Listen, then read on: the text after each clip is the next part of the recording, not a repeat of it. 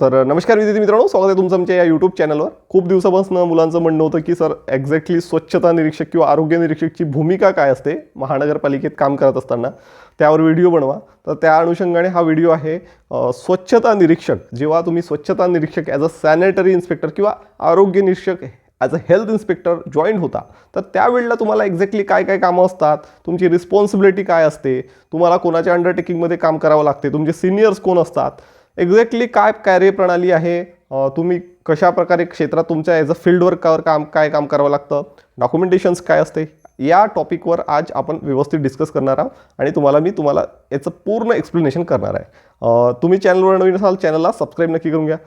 चला तर मित्रांनो, एक्झॅक्टली तुम्हाला आधी मी पोझिशन सांगतो. म्हणजेच एक सॅनिटरी इन्स्पेक्टर लागल्यावर ते हायर डिपार्टमेंट कसं असतं, लोअर डिपार्टमेंट कसं असतं, स्वच्छता विभागामध्ये स्टेप बाय स्टेप ऑफिसरच्या पोझिशन्स कशा असतात. तर बघा, सर्वात महत्त्वाचं म्हणजेच आपण वरतून येऊ. ठीक आहे, वरतून सर्वात वरती म्हणजे जर आरोग्य विभागाचा प्रमुख म्हणलं तर मेडिकल ऑफिसर असतो. ठीक आहे, मेडिकल ऑफिसर, एमओ त्याला म्हणतात, एमओ वैद्यकीय अधिकारी. ठीक आहे, हे डॉक्टर लेवलची पोस्ट आहे. जे डॉक्टर आहे ते यास असतात. ठीक आहे, ओके. म्हणजे हे जर डॉक्टर झाला, हे झाली एमओची पोस्ट, मेडिकल ऑफिसर. त्यानंतर असतं डेप्युटी मेडिकल ऑफिसर असतं इथे, डीएमओ. ठीक आहे, डेप्युटी मेडिकल ऑफिसर, उपवैद्यकीय अधिकारी. ठीक आहे, हे झालं उपवैद्यकीय अधिकारी.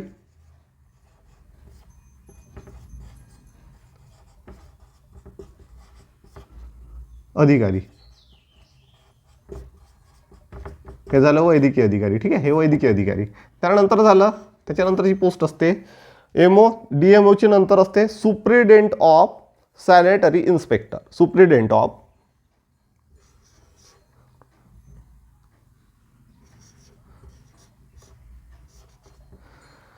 म्हणजे सुप्रिटेंडेंट ऑफ सॅनिटरी इन्स्पेक्टर म्हणजेच तुमचा जे पूर्ण स्वच्छता विभागाचा, म्हणजे जसं एक हे स्वच्छता विभाग आहे, सॅनिटरी डिपार्टमेंट, स्वच्छता विभाग.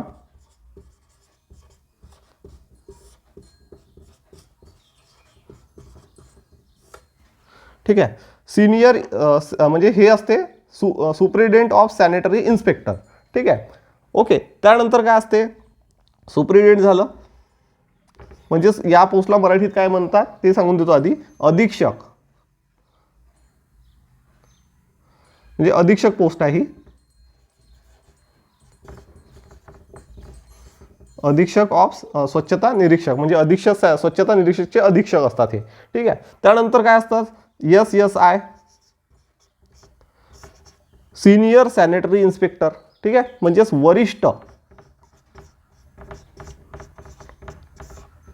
स्वच्छता निरीक्षक. हे झाली तुमची वरिष्ठ स्वच्छता निरीक्षकची पोस्ट. आणि त्यानंतर असते आपली SI म्हणजे सॅनिटरी इन्स्पेक्टर, स्वच्छता निरीक्षक.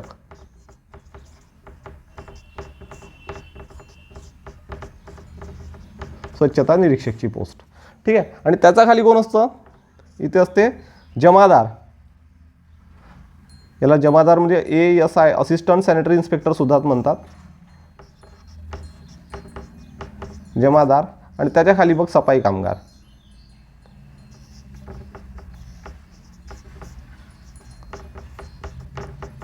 सफाई कामगार.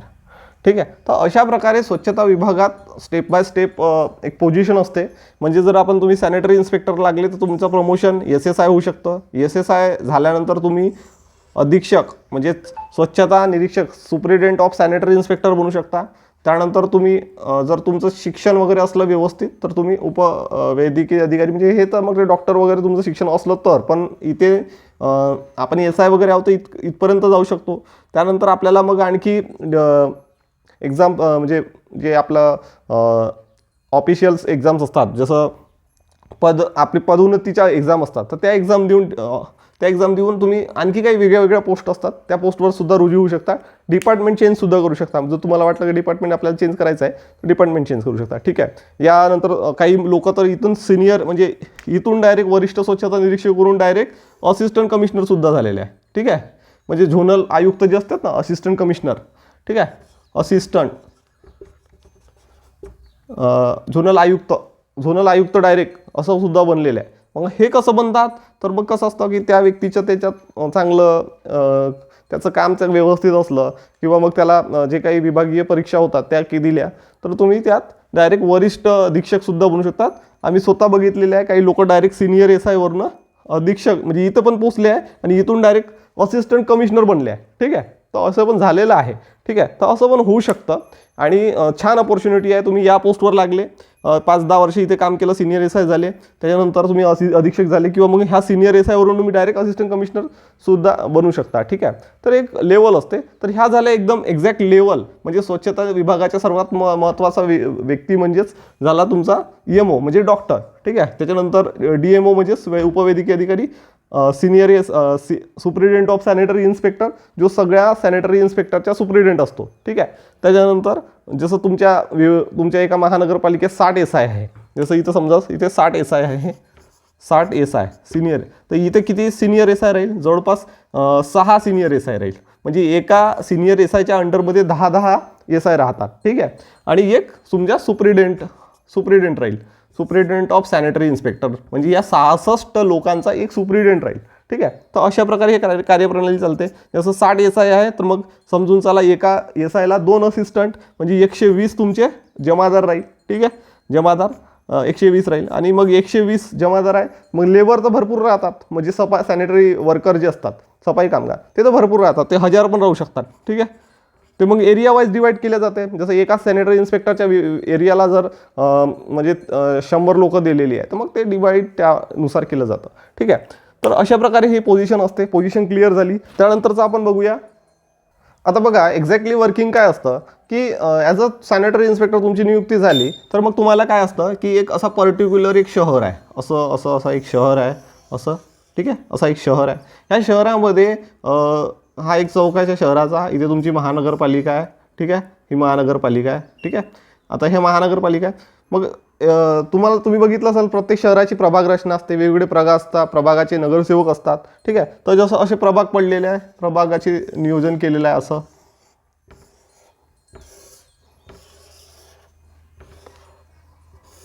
असे प्रभाग आहे. ठीक आहे, हा प्रभाग 1, 2, 3, 4, 5, 6, हा 7, हा 8, हा 9, म्हणजे असे 9 प्रभाग आहे समजून चला. ठीक आहे, 9 प्रभाग आहे. तर ह्या 9ही प्रभागाला एक स्वच्छता निरीक्षकची नियुक्ती होते किंवा 2 प्रभाग मिळून एक स्वच्छता निरीक्षकची नियुक्ती होते. ठीक आहे, जसं 2 प्रभाग मिळून असं खूप मोठे शहर राहतात, जसं मुंबई शहर आहे, किती मोठं शहर आहे. ठीक आहे, तर एवढे शहरं मिळून म्हणजे 2 प्रभाग आहे, कोणाकडे 1 प्रभाग आहे. तर या संपूर्ण प्रभागाची जी अशी हा प्रभाग जर एका व्यक्ती SIला दिलेला आहे, हे 2 प्रभाग दिलेले आहे एखाद्या SIला, तर या संपूर्ण प्रभागाची स्वच्छतेची जबाबदारी जी असते त्या सॅनिटरी इन्स्पेक्टरवर असते. त्याला तिथे रोज डेली म्हणजे आता याची सुरुवात कशी होते, एकदा सॅनिटरी इन्स्पेक्टरच्या कामाची सुरुवात कशी होते ते सांगतो तुम्हाला. ठीक आहे, तर मॉर्निंगला सर्वात आधी सकाळी 7 वाजतापासून काम सुरू होते. सकाळी 7 वाजता स्वच्छता निरीक्षकला म्हणजे हजेरीवर जावं लागते. सकाळी 7 वाजता काम सुरू झालं तुमचं. ठीक आहे, 7:00 काम सुरू झालं. इथे एक व्यक्ती म्हणजे आता असा तुमचा एक स्पॉट असतो, असा एक आता ह्या एरियामध्ये इथे एक स्पॉट आहे, त्या स्पॉटवर तुम्ही सगळे लेबर जमा होता सकाळी 7 वाजता आणि मग तिथे त्यांची प्रेझेंटी वगैरे घ्यायची. तुमचे जे असिस्टंट असतात ते प्रेझेंटी घेतात, जमादार म्हणतात त्याला. ठीक आहे, हे जे जमादार असतात असिस्टंट सॅनिटरी इन्स्पेक्टर ते प्रेझेंटी घेतात. मग तुम्हाला एकदा दाखवतात की व्यवस्थित आहे की नाही. तुम्हाला जर वाटलं कोणाची अब्सेंटी लावायची ती अब्सेंटी लावू शकता तुम्ही. कोणी अब्सेंट असलं अब्सेंटी तुम्हालाच लावं लागते ॲज अ सॅनिटरी इन्स्पेक्टरला. त्यानंतर तुमचं सगळ्या व्यवस्थित वेगवेगळे कामात जसं त्यांचे स्वच्छता जे कर्मचारी आहे त्यांचे कामं त्यांना ऑलरेडी त्यांना दिले जातात, म्हणजे त्यांचे नेहमीचे कामं असतात. असं नाही की त्यांना रोज वेगवेगळे कामं आहे, म्हणजे त्यांचा हा एक पर्टिक्युलर एरिया आहे, त्याला झळाई त्यांना केली पाहिजे तर तोच करतो. ठीक आहे, तर कधी तो अब्सेंट राहिला तर त्याच्या जागी 2-3 मिळून ते काम करून घेतात. तर अशा प्रकारचे ते नियोजन असिस्टंट सॅनिटरी इन्स्पेक्टर लावत असतो. ठीक आहे, बाकीचं मग आपल्याला एक राऊंड घ्यायचा व्यवस्थित, कुठे काही गडबड दिसत आहे, कुठे काही कचरा दिसत आहे तर नोट डाऊन करायचं. असिस्टंट सॅनिटरी इन्स्पेक्टरला सांगायचं की तिथे असा स्पॉट आहे, हे असं झालेलं आहे, ते करून घ्या. त्याच्यानंतर जर आपल्याला ऑफिसमध्ये काही लेखी तक्रारी आल्या आहे, काही लोक काय करतात, नागरिक या एरियातले नागरिक काय करेल, त्यांना या सॅनिटरी इन्स्पेक्टरबद्दल काही तेवढं माहीत नसलं तर ते काय करतात, डायरेक्ट झोन ऑफिसला जातात किंवा मुख्य कार्यालयाला जातात. जसं हे मुख्य कार्यालय इथे जाईल, इथे तक्रार देतात लिहून की आमच्या या भागात नॉली चौकअप झालेली आहे, असं झालं आहे, तसं झालं आहे, काही केर कचरा आहे, गाड्या आमच्याकडे व्यवस्थित कचऱ्याच्या येत नाही किंवा काही वेगवेगळ्या आणखी काही वेगळ्या कंप्लेंट असतात. ठीक आहे, ॲज अ सॅनिटरी इन्स्पेक्टरला भरपूर काही कामं पाहावं लागतात. तर तुम्हाला तिथे जावं लागतं, ते लेखी तक्रार तुम्हाला ऑन द स्पॉटवर जाणं आहे. किंवा मग असिस्टंट सॅनिटरी इन्स्पेक्टरच्या लेवलचं काम असेल त्याला सांगून ते करून घेणार आहे, त्या नागरिकाची सिग्नेचर त्यावर आणणं आहे. ठीक आहे. तर म्हणजेच कुठलंही इतकं प्रॉब्लेमॅटिक पण काम नाही आहे. आणि कामं म्हणजेच तुम्हाला फील्डवर काम जमले पाहिजे, तुम्हाला एक्सप्लेन करता आलं पाहिजे. काही प्रॉब्लेम असला तर तुम्हाला तिथे हँडल करता आला पाहिजे. असं नाही तुम्ही तिथे गेले आणि तुम्हाला जमून नाही राहिलं काही, ठीक आहे, तर तुम्हाला तिथे काहीतरी सोल्युशन काढता आलं पाहिजे. ठीक आहे.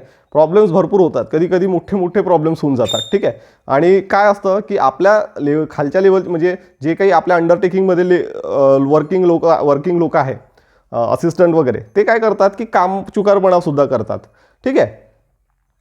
आणि कधी ते कामाला मागे पुढे ढकलण्याचा प्रयत्न करतात, कामातून सुटका करण्याचा प्रयत्न करतात. ठीक आहे. तर त्यावेळेला ॲज अ सॅनिटरी इन्स्पेक्टर तुम्हाला तुमची रिस्पॉन्सिबिलिटी असते की त्या सगळ्या गोष्टी ओळखून घ्यायचं, त्यांच्यावर एक व्यवस्थित प्रेशर निर्माण करायचा, ते काम व्यवस्थित हँडल करून घ्यायचं, त्यांच्याकडून काम करून घ्यायचं.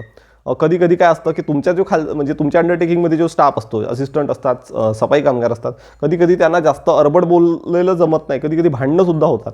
त्यामुळे तुम्हाला बोलताना एक व्यवस्थित पर्टिक्युलरिटी आहे, तुम्हाला जशा तुमच्या टोनिंग वाईज बोलावं लागतं, तुमचा दबाव पण त्यांच्यावर पडला पाहिजे आणि काम पण झालं पाहिजे आणि भांडणंसुद्धा झालं नाही पाहिजे. म्हणजे एक व्यवस्थित लेवलने तुम्हाला वर्किंग करावं लागतं. ठीक आहे. आणि यामध्ये तुम्हाला प्रेझेन्स ऑफ माइंडची अत्यंत आवश्यकता असते. तुम्हाला कधी कुठली कंप्लेंट आली तर तुमच्या प्रेझेंट ऑफ माइंडनी तुम्हाला ते सॉल्व्ह करावी लागत असते. ठीक आहे.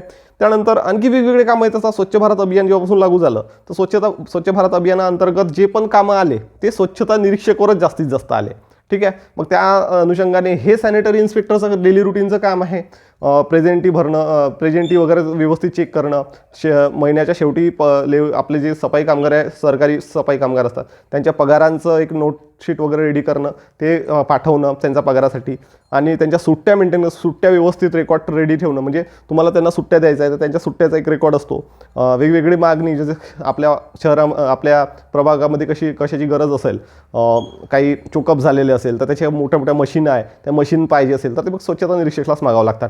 फॉगिंग व्यवस्थित होत आहे का, आपल्या एरियामध्ये जर मच्छर निर्मिती खूप झालेली आहे तर आपल्याला ते कंप्लेंट्स आल्या किंवा आपल्यालाच वाटत आहे की आता या वेळेला मच्छराची निर्मिती खूप होते, तर आपल्या एरियात आपलं फॉगिंगसुद्धा व्यवस्थित झाली पाहिजे, त्याकडे लक्ष देणं. नागरिकांचा कुठल्या तक्रारी येत आहे का, तक्रारी का बरं येत आहे, कचरा गाडी व्यवस्थित एरियामध्ये जात आहे का नाही जात आहे ते व्यवस्थित बघणं. ठीक आहे. त्यानंतर किती प्रमाणात आता कसं झालं आहे की स्वच्छ भारत अभियान आला तेव्हापासून तर कामं एवढी वाढलेली आहे की जनजागृती, स्वच्छता निरीक्षकला जनजागृतीसुद्धा काम करावं लागत असतात. ठीक आहे. ODFचे कामं झालेली आहे. ODF म्हणजेच आधी खुल्यावर लोक शौचालयाला जाते, शहरात तेवढे जात नव्हते, ODFचे काम होऊन गेलेली आहे. त्यानंतर भरपूर अशी कामं आहे. आता स्वच्छ भारत अभियानाअंतर्गत ब्युटिफिकेशनचं कामं आलेले आहे, वसुंधराची कामं आले, तर असे भरपूर कामं ॲज अ सॅनिटरी इन्स्पेक्टरला करावी लागत होती. आधी तसं नव्हतं. आधीच्या स्वच्छता निरीक्षकचं काय होतं की सकाळी त्यांनी हजेरी घेतली तर त्यांनी व्यवस्थित सगळे कामं लावून दिले की तो आपला व्यवस्थित आपल्या ऑफिसमध्ये बसू शकत होता एक एक्झॅक्टली टाईम. पण आता तसं नाही, ऑन फील्डवर काम करावंच लागते. ठीक आहे. तुम्हाला रेकॉर्ड किंवा तुमच्या ऑफिसमध्ये बसायला कमी वेळ मिळतो, फील्डवर जास्त वेळ द्यावा लागतो. आधी तसं नव्हतं. आधीच्या स्वच्छता निरीक्षकला कसं फील्डवर थोडं कमी काम असायचं, तुम्हाला ऑफिसमध्ये थोडा वेळ जास्त देता येत होता. ठीक आहे. पण आता तसं नाही. आता फील्डवर इतकं काम वाढलेलं आहे की तुम्हाला फील्डवर जास्त लक्ष द्यावं लागतं. ठीक आहे. तर हे सगळं असतं. आणि तुम्हाला तुमच्या एरियामध्ये कुठे पण जास्तीत जास्त चांगलं करता येईल तेवढं चांगलं करावं लागतं. ठीक आहे. लोकांना जनजागृती करावी लागते की तुम्ही कचरा हा रोडावर न टाकता कचरा गाडीतच द्या. ठीक आहे. ओला कचरा वेगळा द्या, सुका वेगळा द्या. यासाठी जास्तीत जास्त जाहिराती पसरावं लागते, जास्तीत जास्त लोकांना एक्सप्लेनेशन करावं लागते. शाळेमध्ये जाऊन तुम्हाला लहान मुलांना, आता काय असतं की लहान मुलांना जर आपण सांगितलं की ओला कचरा वेगळा द्या, सुका कचरा वेगळा द्या, आम्ही आता काही शाळेत जाऊन एक्सप्लेन केलं तर ते काय असतं, आपल्या आईवडिलांना सांगतात जर तुम्ही ओला आणि सुका वेगवेगळा द्याल तर कचरा नष्ट होऊन जाईल. कारण की ओल्या कचऱ्यापासून खत निर्मिती होईल, ते झाडांच्या किंवा शेतांच्या किंवा बाग बगीच्यांच्या कामात येऊन जातं. आणि सुका जो कचरा आहे तो व्यवस्थित सेग्रिगेट केला तर तो रिसायकल कंपनीला चालला जातो. शून्य कचरा प्रणाली ही निर्मित होत असते. तर अशा प्रकारे आपल्याला जनजागृतीची कामं, भरपूर कामं वाढलेली आहे, भरपूर कामं करावी लागत असतात मित्रांनो. ठीक आहे. तर एक छोट्याशा पद्धतीने मी थोडं कामाचं रूपरेषा समजवण्याचा प्रयत्न केला. तुम्हाला चांगला वाटला असेल व्हिडिओ तर लाईक करा, जास्तीत जास्त शेअर करा आणि सोबत राहा मित्रांनो. Thanks for watching and best of luck for your career.